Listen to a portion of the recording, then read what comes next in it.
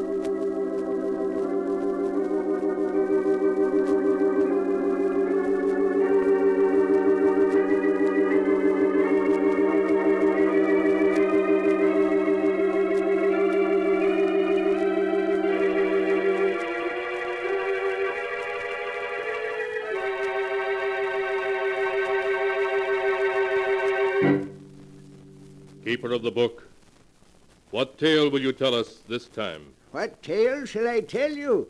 I have tales here of every kind. Tales of murder, tales of madness, of dark deeds and events strange beyond all belief. Let me see. Yes, here's a tale for you.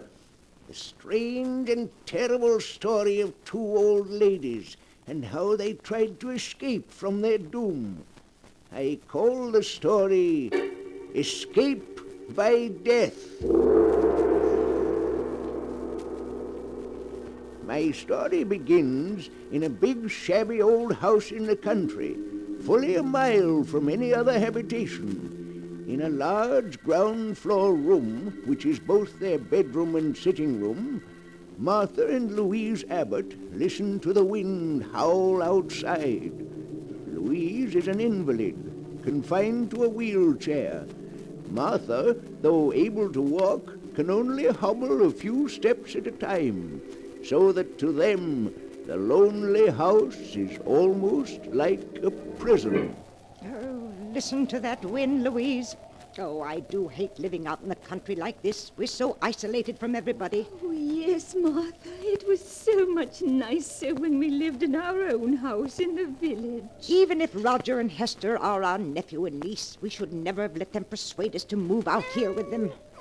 Oh, what is it, Toby? Queenie? Oh, our mother's darling's hungry. Even Toby and Queenie don't like living here. Yes, they do seem unhappy.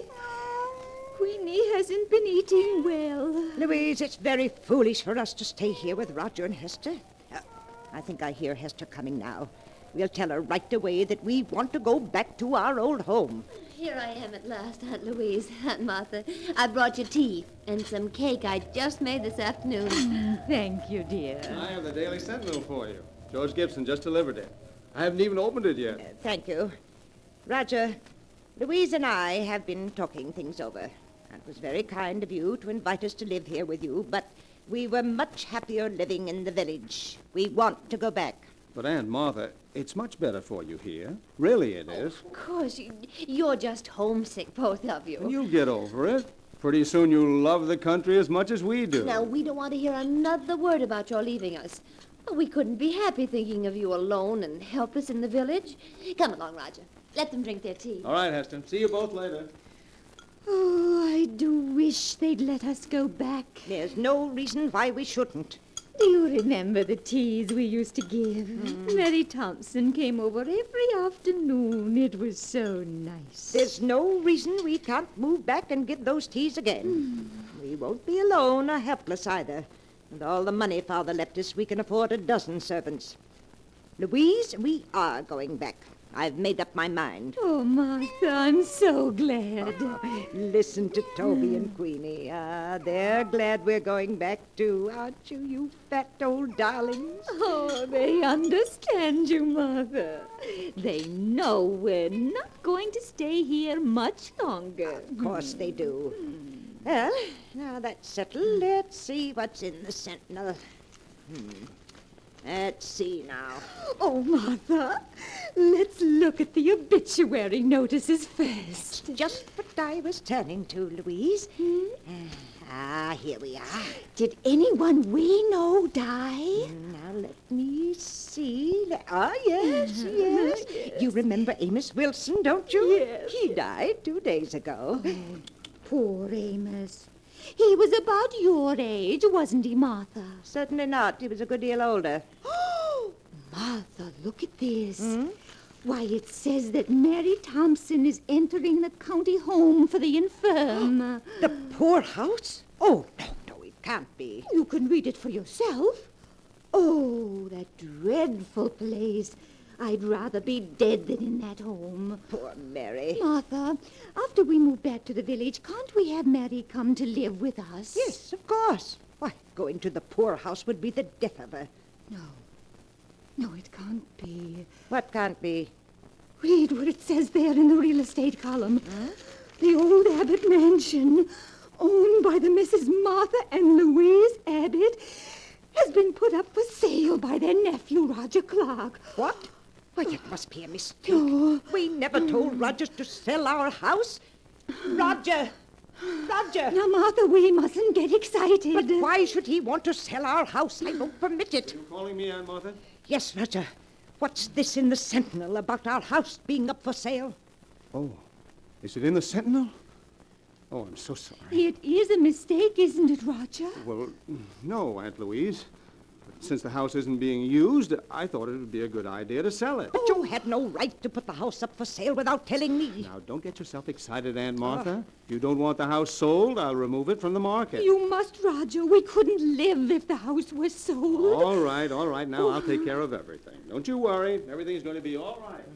I don't like it, Louise. I don't like it at all. Why should he try to sell it without telling us? It does seem strange. Louise, we must get in touch with Judge Morris at once. He's the administrator of Father's estate. He'll take care of everything for us the way we want it.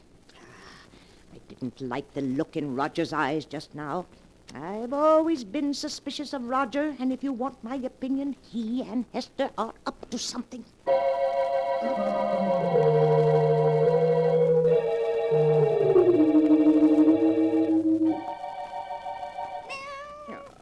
Is Mother's beautiful Queenie hungry?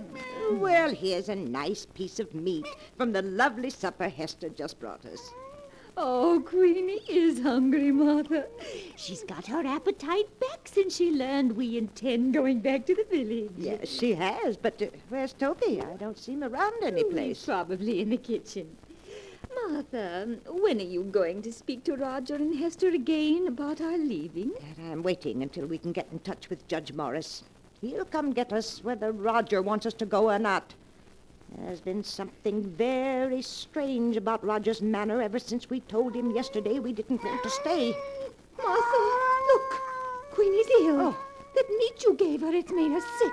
Queenie, oh, what's the matter with Mother's darling? Oh, Martha, there's something terribly wrong with her. Queenie, what is it? Oh, Louise, what can we do? Give her some water, maybe that'll help. Martha, she's fallen down. She's dead, Louise. Queenie is dead. Oh, no, she can't. But she is, though she was perfectly all right until I gave her that meat. She was so hungry, she just bolted it down. Oh, Martha, she must have choked on it. She's choked to death. Did she? I'm not so sure. Martha, what do you mean? What else could it have been? She acted more as if she were poisoned. Poisoned. Yes, I'm sure of it. The meat was poisoned. That's why Queenie died. But how's that possible? It was poisoned because that meat was meant for us. Martha, you don't mean that Roger and Hester... Yes, Louise. Oh, I see it now. That's why they brought us out here. Why they won't let us leave. They're planning to kill us. They're after our money. Oh, Martha, what are we going to do? We've got to get in touch with Judge Morris right away. He'll save us. But, Martha, how can we? The telephone, it's upstairs in Hester's room, and neither of us can climb stairs. I know that. We've got to figure another way to reach him. Louise, our lives depend upon it.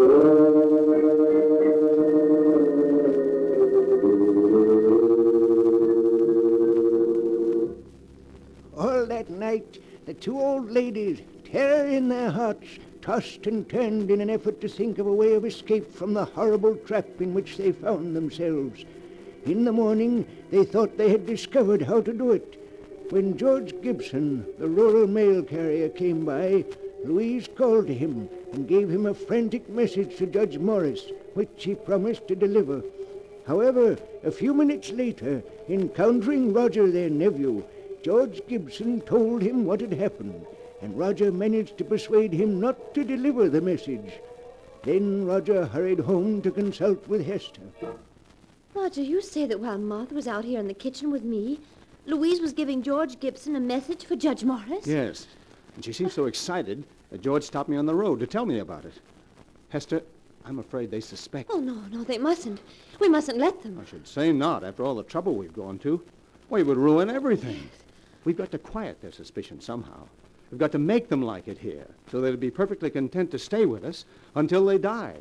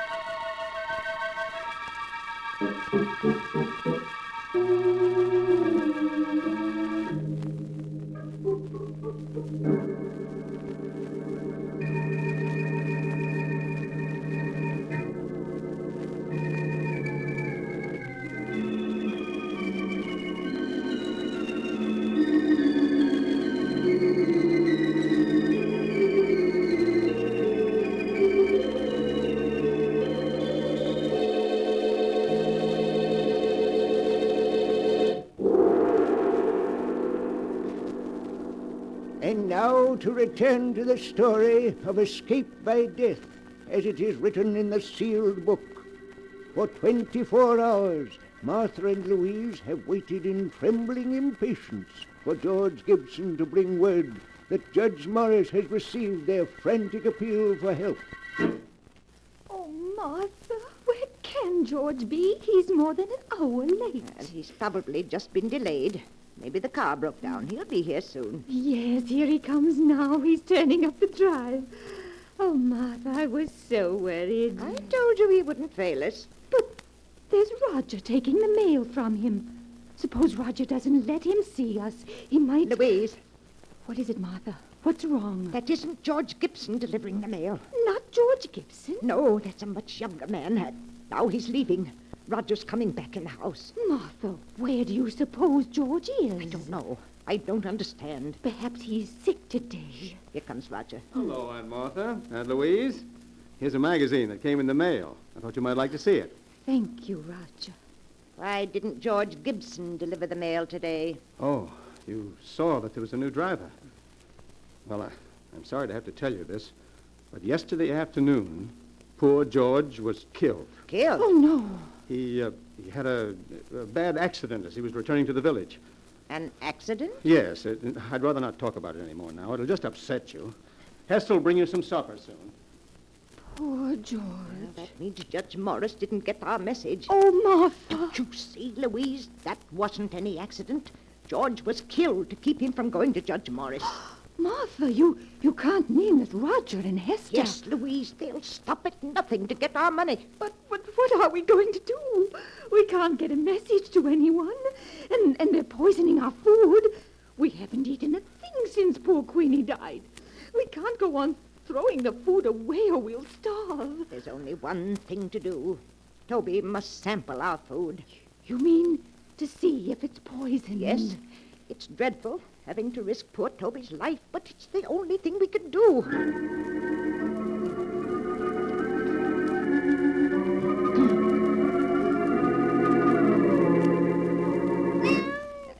Here you are, Toby, a nice piece of meat for Mother's darling. Martha, I get so frightened every time I see Toby eating something. I keep remembering Queenie, the dreadful way she died. Now, Louise, we mustn't think of that. Here, Toby, dear. Martha, why are you feeding Toby? Well, he gets plenty to eat in the kitchen. He'll die of overeating if you aren't careful. I've always fed Toby from my own plate. He expects it. But, Aunt Martha, if you feed that meat to the cat, there won't be enough for you. No. And if you're to get well, you need all that food. Now, I don't want you feeding Toby any more of it. Here, Toby. Come on, boy. Come on. Come on out the kitchen there. Martha and Louise eat their supper.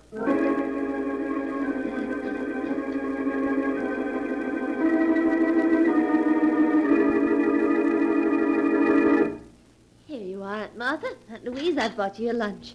Doesn't it look good? Yes, Hester, it's very nice. Here, Toby. Here, kitty, kitty, kitty. Hester, have you seen Toby? No, Aunt Martha, I haven't. Oh, but where could he be? Toby's always on time for meals. Oh, he's probably someplace around the house. Now, eat your lunch before it gets cold. Oh, Martha, where can he be? Toby'll be along in a few minutes. We won't touch a bit of this food until he's eaten some of it. I do wish he were here. I'm so hungry. Louise, don't touch a thing on that tray. It isn't safe. Here, Toby. Here, kitty, kitty, kitty, kitty, kitty, kitty, kitty,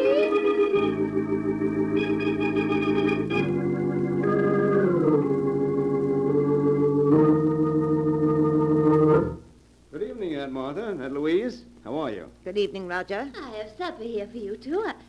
Why, Aunt Martha, neither of you ate your lunch. What's wrong? We weren't hungry, Hester. Have you found Toby yet? No, I've looked everywhere for him, but he seems to have disappeared. Oh, no. Now, you mustn't worry. I'm sure he'll turn up all right. Aunt Martha, you and Aunt Louise can't afford to miss meals in your state of health. Certainly not. Now, we want you to eat everything that Hester's brought you. Mm-hmm. You'll make us very unhappy if you don't. Now, please eat it while it's hot. Come along, Roger. I'll get you your supper. All right, dear. Did you hear what she said about Toby, Louise? Yes, he's vanished. Nonsense. They've killed him. You saw how angry they were last night when we fed Toby from our plates. They've killed him so he won't spoil their plans. Oh, Martha, what are we going to do? I'm so hungry that my head spins and I'm dizzy. I know, Louise. So am I. Oh, I hate them. I hate them. We're leaving them our money and our wills. They'll get it soon enough. Why must they kill us? Because they're nothing but common murderers. I distrusted Roger from the minute Hester first brought him to our house. Yes, it's his fault. He's changed, Hester. She used to be such a sweet girl. Oh, if there was only some way to get word to the village or to bring somebody here to help us. Louise, I have an idea. What is it, Martha? There's one way to bring people here. What, Martha? If we were to set fire to the house, somebody would be sure to see the flames. Yes, of course. And then the fire company would come out. Then we'd be able to tell them we'd be saved. Oh, but Martha, Hester and Roger would put out the fire before it could get big enough to be seen. Louise, I know a way we can prevent them from putting out the fire. You do? Yes, we can save ourselves, Louise. We can save ourselves.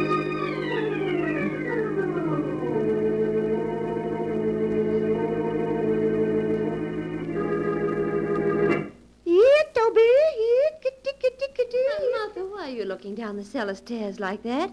Now, you should be in your room. Certainly should. It's drafty out here in the hall. Now close the cellar door and go back to your room. But I heard Toby crying. He's down in the cellar, and I won't go to my room until I get him. But Aunt Martha... Roger, just to put Aunt Martha's mind at ease, why don't you go down the cellar and see if Toby is there? Oh, all right. But if you ask me, it's just a waste of time. Please help him look for Toby, Hester. You'll find him so much quicker if you both look for him. Aunt Martha... Please. Oh, very well. But you go back to your room so you don't catch cold. Roger, do you see him? Doesn't seem to be any place here in the cellar. Now we'll see just how smart you are, trying to poison us. There. You won't stop us from escaping now. Now let's get Louise. Louise! Louise, it worked. You mean you were able to lock them in the cellar? Yes, and with the door locked, they can't get out. They found out they're locked in. Now, don't you worry about it, Louise. I'll take care of everything. What are you doing with that kerosene lamp, Martha? Pouring the kerosene around the room so it will burn better. There. Are you ready to leave, Louise? Yes, Martha, yes. Now strike a match and start the fire. How quickly it's starting to spread. Yes, we've got to leave. I'll push your wheelchair, Louise, and you try to help by rolling the wheels. Yes, Martha. Well, we're coming along nicely. Come on, dear. Come on. Just a little bit more. Martha, I do hate to do this. Louise, you mustn't waste any pity on them. Even if they are our niece and nephew, they're nothing but common murderers. Yes, I suppose you're right. Now, I'll just open the front door, and we'll be free. Now, roll the wheels a bit, Louise. That's right. And just a few feet more, and we'll be safe. Yes, that's it. There. Now we're far enough away from the house to be perfectly safe. Oh, my. The whole house is on fire. Do you think they can see it in the village by now, Martha? I'm sure they do. Now remember, Louise, when the fire company gets here, we don't know what happened to Roger and Hester. We've just managed to get out ourselves. Yes, Martha. If we told them what we were forced to do to escape, we'd have to reveal that our own niece and nephew were poisoners, murderers. We don't want to disgrace the family name, Louise. Oh, no, Martha, of course not. Look, Martha, look! The boat is going! Oh, and here comes the fire engine. Louise, we're saved. We're saved.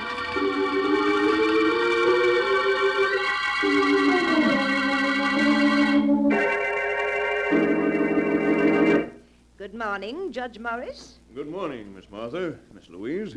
I trust you're well after that terrible ordeal last night. Oh, we're feeling much better. Thank you, Judge Morris. I know it'll be painful for you, but now that your niece and nephew are gone, we must plan for your future. Oh, you don't have to bother, Judge. All we want to do is move back to our old house, hire a few servants, and live as we used to. Yes. And I was wondering if you could arrange to have Mary Thompson come live with us. I won't hear of her going to that dreadful home for the infirm. Why, the poorhouse would be the death of her. Oh, no, we can't let her go there. With all the money Father left us, there's no reason why she should. Ladies, I'd hoped I'd never have to reveal the truth to you, but now it appears I must. The truth? I don't understand, Judge. Some weeks ago, the bonds in the trust fund your father left you became utterly worthless. What? Your nephew and niece were afraid the shock of learning you were penniless would be too much for you. So it was decided to keep the news from you. That's why the three of us persuaded you to move in with them. Your house here in the village had to be sold to meet the debts of the estate. But that can't be. Father left us so much. It's all worthless now. Perhaps I should have told you this a month ago.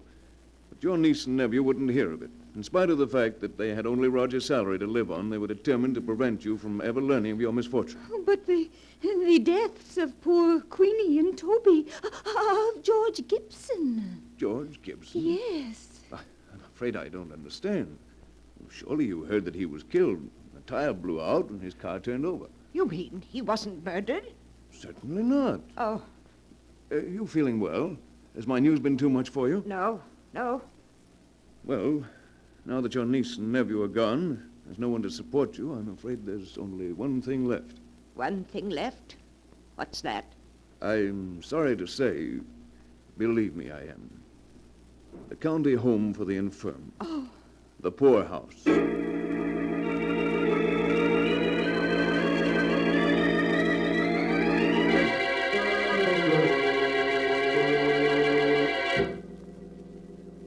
And that is the tale of escape by death, as it is written in the sealed book. Louise and Martha, because they could not believe that the death of their cat was an accident, convinced themselves that they were in danger of being killed, and in their frantic efforts to escape, ruthlessly destroyed their only protectors. Strange are the ways in which fate plays tricks on mere mortals. But the sound of the great gong tells me it's time to close the sealed book once more. One moment, keeper of the book. What story from the sealed book will you tell us next time? Next time? What kind of a tale would you like? A story of ghosts, of vampires, of werewolves howling in the night? A tale of dark plots and evil deeds? Of a strange fate overtaking the guilty? Let me see. I'll find one for you in just a moment.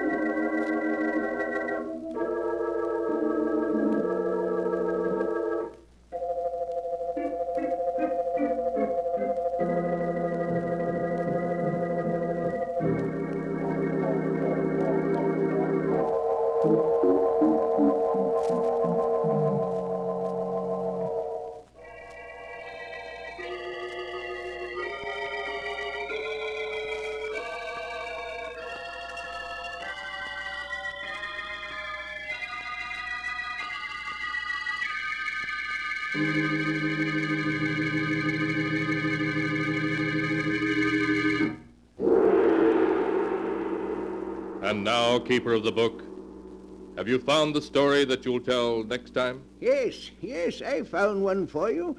It's the amazing story of a woman's jealousy, so great that it would not let her lie quietly in her grave, but made her seek revenge even from behind the dark veil of death.